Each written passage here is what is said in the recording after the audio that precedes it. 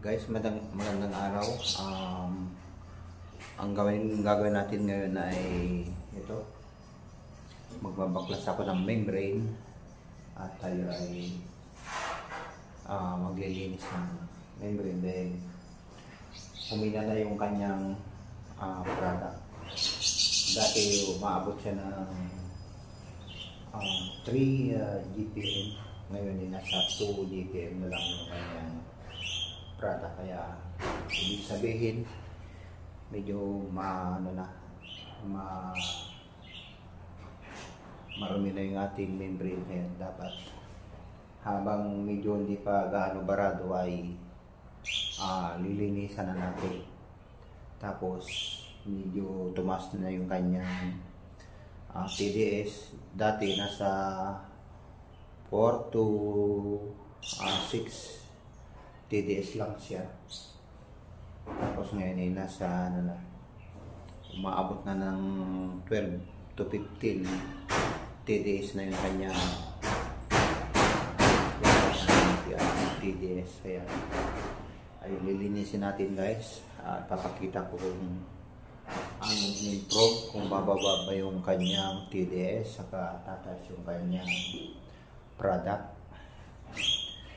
Ayan, guys, babaklasin ko muna yung kanyang membrane. Ito, guys, ang pagbabaklas lang, gagamit lang kayo ng screwdriver sa plier. Ang alin muna natin.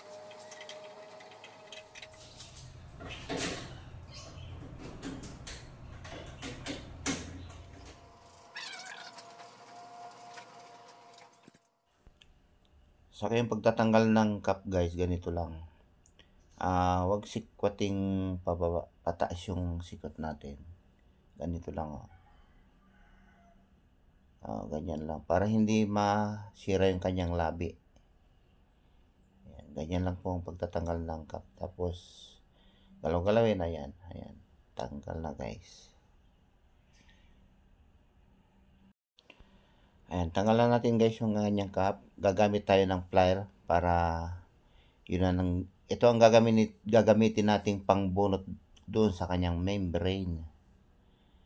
Ayan, bunutin natin, guys. Ayan, tapos dahan-dahanin nating itaas. Ayan, dahan-dahan lang, guys, dahil may tubig pa yan. Para hindi ka mabasa, dahan-dahanin lang. Ayan. Ayan, napakarumi, guys. Ayan, kitang-kita yung dumi. Ayan, ang itim. Grabe yung dumi. Ayan, grabe yung kanyang dumi, Diyan sa mga gilid-gilid niya, sobrang itim na. Titignan natin kung kaya pa nating linisin. Ayan. Ayan, dito natin isasalang sa ginawa kong improvise membrane cleaning machine. Ayan, kanya-kanyang diskarte lang, guys. Dahil pag tayo nagpa cleaning ng membrane, sisingilin tayo ng 1,000 to 1,500 bawat membrane. Kaya tayo nang gagawa dahil sayang din yun. Kaya naman natin gawin, at panoorin nyo na lang po yung aking video kung paano yung pag-cleaning ng membrane. Ito, guys, ginawa ko lang to. Ayan, itong pump na to, ito yung pinagpalitan ko ng galing doon sa aking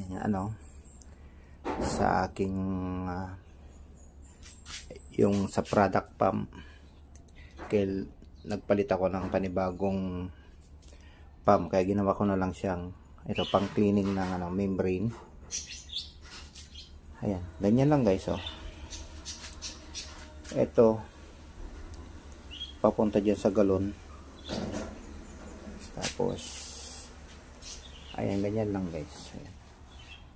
Ayan, ipapakita ko mamaya pag naisalpak ko na yung membrane dito kung paano siya gagana at kung paano paganahin yung ginawa kong improvise membrane cleaning machine.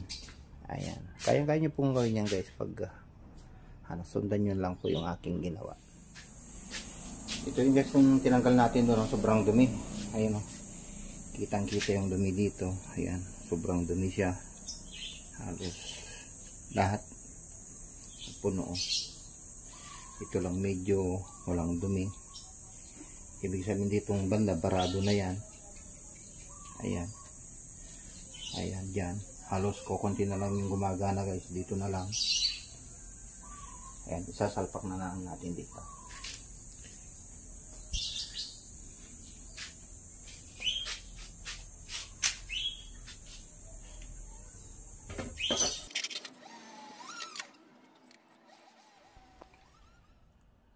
Ayan, tapos higpitan natin itong kanyang cup. Ayan, ipasok natin mabuti para hindi siya sisingaw. Tapos ilalagay natin yung kanyang clamp para hindi siya matanggal. Ayan.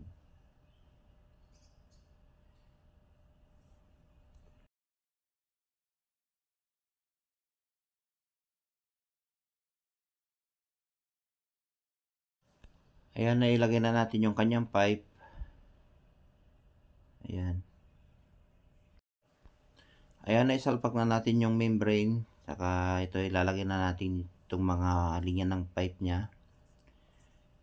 Yung orange, yan yung yan yung pupunta sa, yan yung reject guys. Yan, pabalik-balik lang dyan sa galon.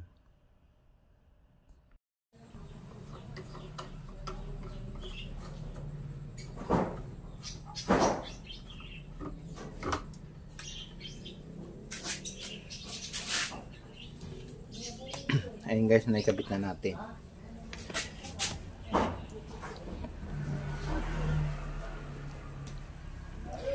Ito guys yung ano niya, sisip-sip siya dyan sa galon. Yan, pupunta siya dito. Ayun, pagdating dito guys, dito sa pinakagilid, itong takip na to, dalawa yan eh. Yung sentro, lagyan nyo ng takip yan. Lagyan nyo ng plug. Dito dadaan yung ito to. Diyan dadaan. Tapos pagdating naman dito sa dulo, hindi ba dalawa yan? Ito yung product, ito yung reject water. Itong reject lalagyan na din natin ng ayan, tubo. Ayan, pabalik dito sa galon. Ito yun guys. Ito. Ayan. Para ikot ng ikot yung tubig. Ito yung product water natin. Yan, yung dito natin titingnan kung may tutulo na tubig galing sa kanyang product water. Ayan. Pandarin mo natin kung gagana yung ating ginawa. Ayan.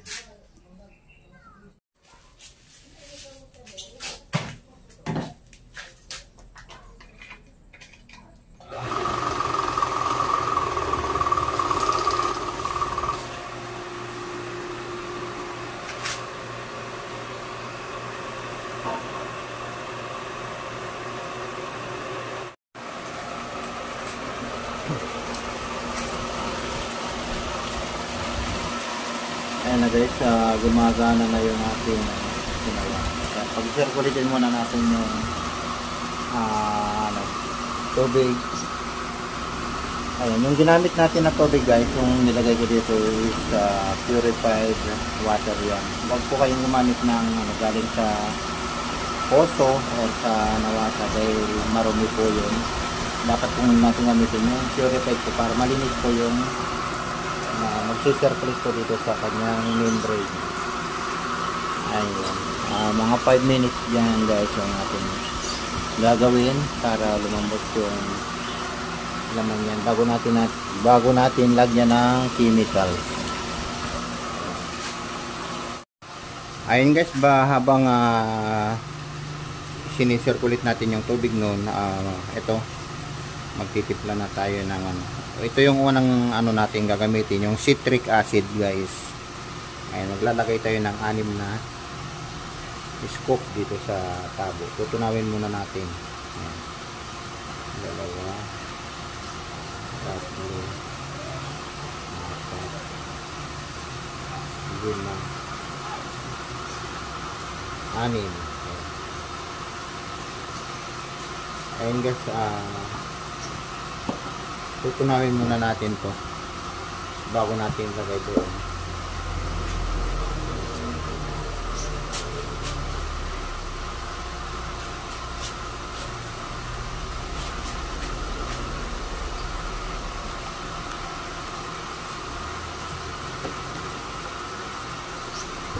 Ito yung unang ilalagay natin guys, citric acid.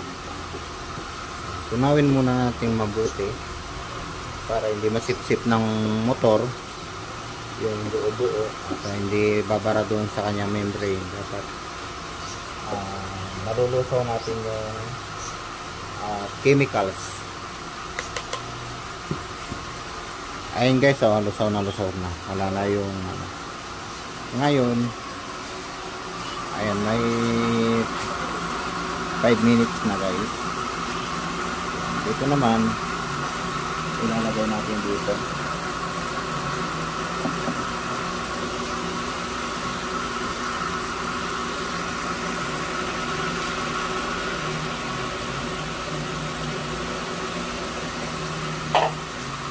Tingnan natin kung may pagbabago siya. Kanina malinaw. Ayun, obserba natin kung mag-iibang kulay yung tubig. Kung mag-iibang kulay, ibig sabihin ay sumasama na yung dumi ng membrane. Ayun, medyo nagkukulay brown na guys yung tubig.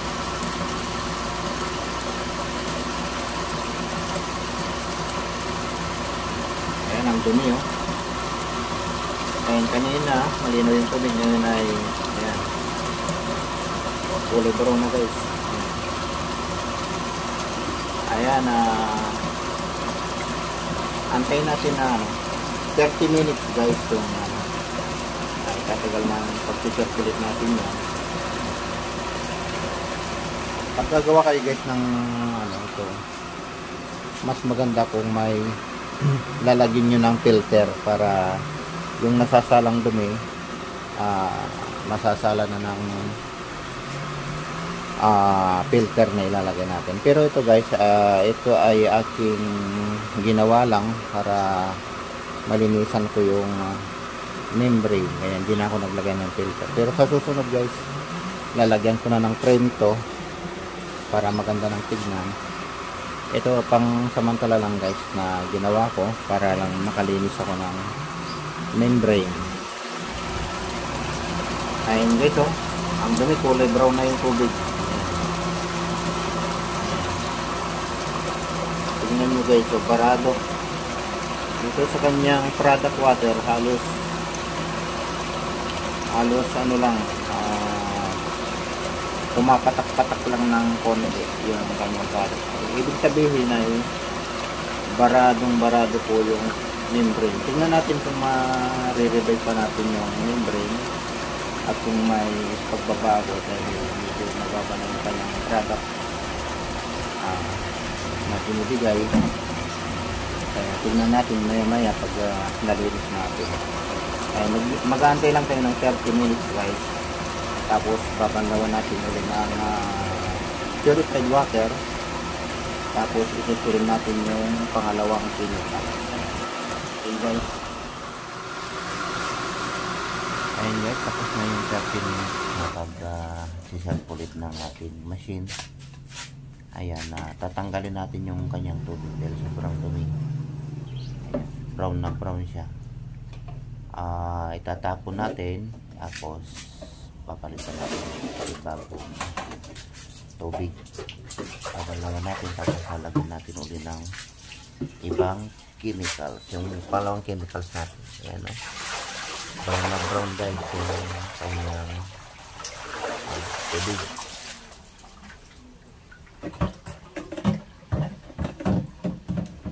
Ayan, lalagyan natin ng panibagong tubig.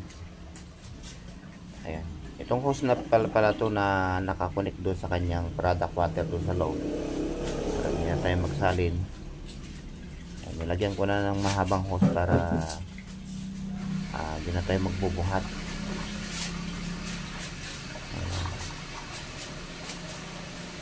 Ganyan lang guys ang paglilinis. Tapos babalik na natin itong kanyang yan, yung kanyang sanction. Ayan guys, i-flushing muna natin para malinisan. Tapon natin yung, huwag muna natin yung sahod dyan sa galon habang tuloy-tuloy yung pasok ng tubig doon sa kanyang hose. Itapon muna natin para mawala yung unang chemical saka yung natitirang dumi.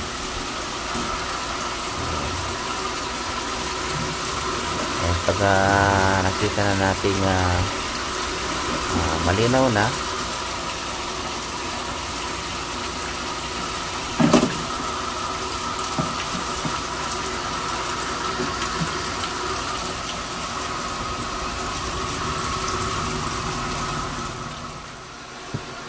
guys, ito na yung pangalawang chemicals natin.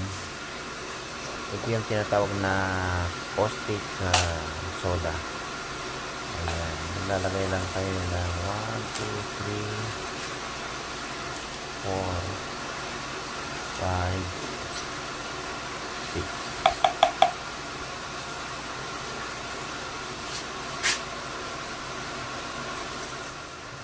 Ayan, tapos lalagyan natin ng tubig. Ingat kayo dito guys dahil ito ay mainit pag nalagyan ng tubig. Ayan, nakakalat na po ng balat yan. Ayan, pag nalagyan na ng tubig yan, halo-haloin natin. Ayan, napapangpuhin guys. Mainit yan, mainit pag nalagyan ng tubig. Ayan, ingat po kayo dyan guys. Sobrang tapang yan. Halo-haloin natin hanggang sa malusaw yung yung caustic soda. Ayan, tapos ilalagay na natin doon sa kanya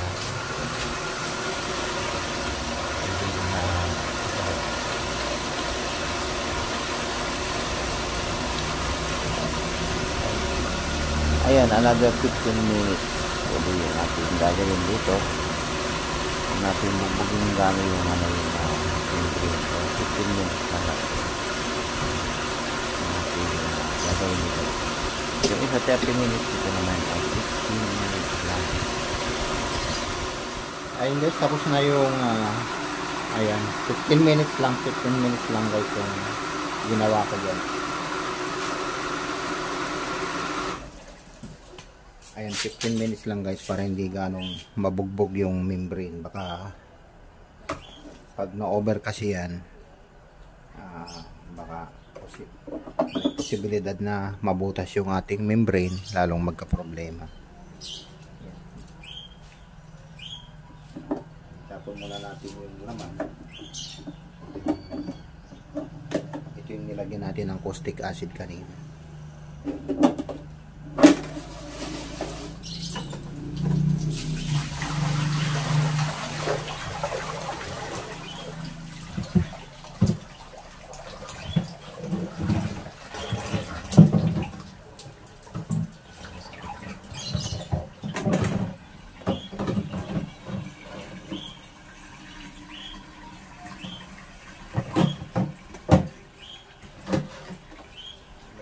Tapos lagyan ulit natin ng purified water. Yan, purified water guys yung natin, pang banlaw. Itong hose na to galing dun sa sa faucet ng refilling. Ito guys, kinakarga mo din natin ng ito guys, yung hose na to galing doon sa water refilling. Nilagyan ko na lang ng hose para hindi na maghakot-hakot ng tubig.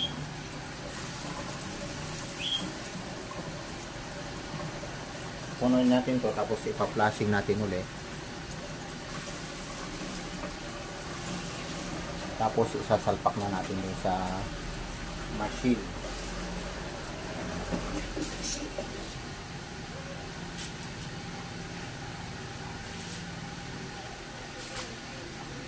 Tapos, yan, panda rin na natin. Ito guys, bayan muna natin tatapon para magpa-flushing siya, hindi siya babalik yan yung ano, yung maruming tubig. Yung may chemical.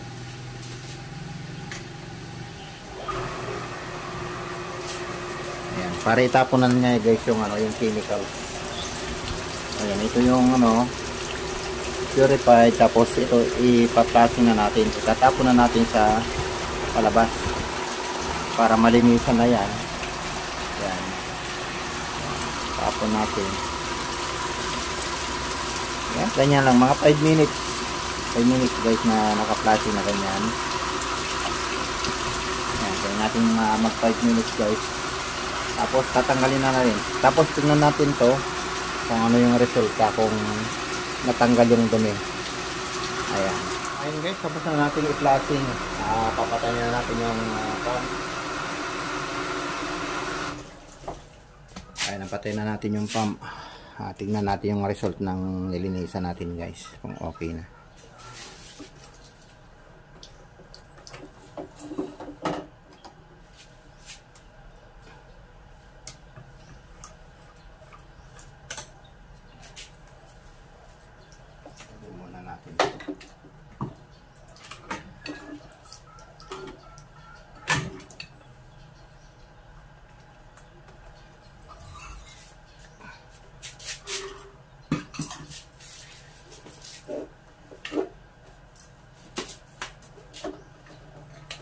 Guys, buksan na natin to.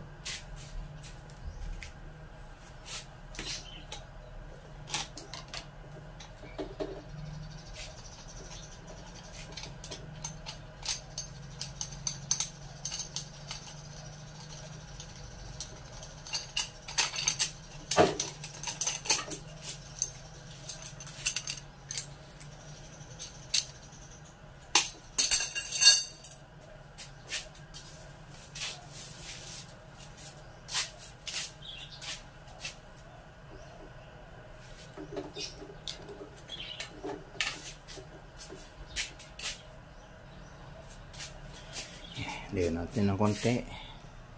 Ayan.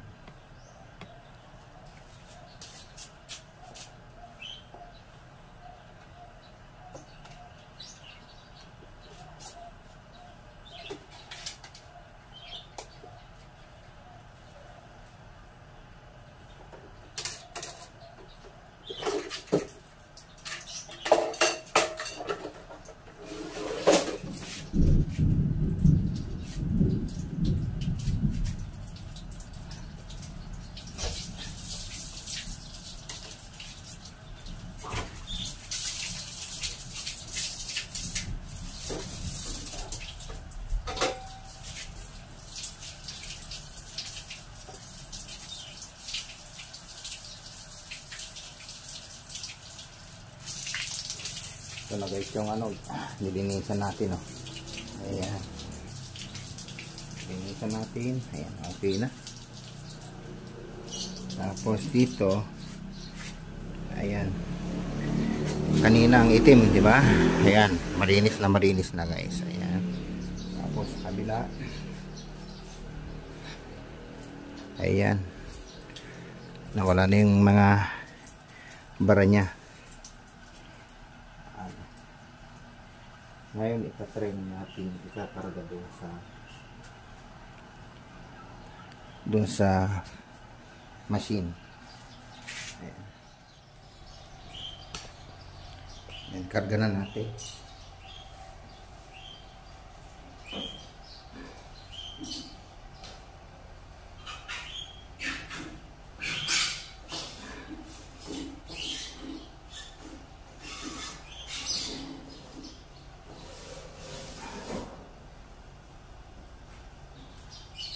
Ito guys pala, nalinisan ko na, hindi ko lang nakapakita kanina. Nilinisan ko na ito kanina. Ito lang yung pinakita ko. Ganon din, parehas din lang naman yung proseso. Kaya ito lang yung pinakita ko.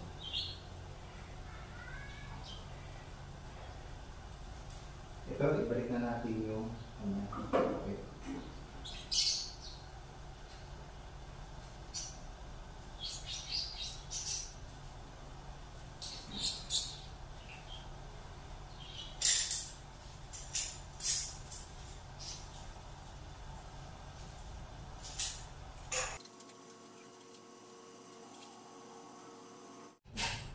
Ang ginagawa ko guys, ito, binabaliktad ko muna.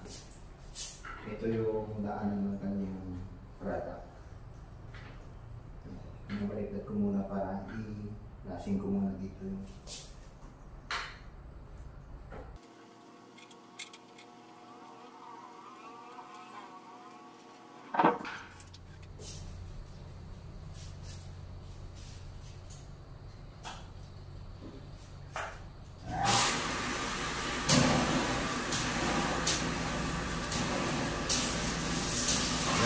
tingnan natin guys kung ano.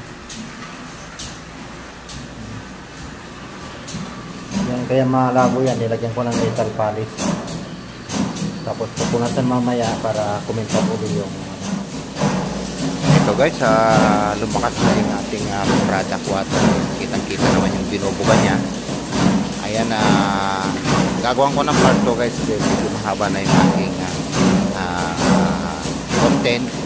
Kaya sa susunod ipapakita ko yung kung ilan yung binabaan ng kanyang TDS. Ayun guys, maraming salamat sa panonood at sana nakatulong yung aking content yan sa may mga katulad kong may water refilling. Ganyan lang guys yung paglilinis ng ating membrane. Ayan, kailangan nating pag-aralan dahil bawas gastos na rin yung ating ano. Okay mga kaibigan, hanggang dito na.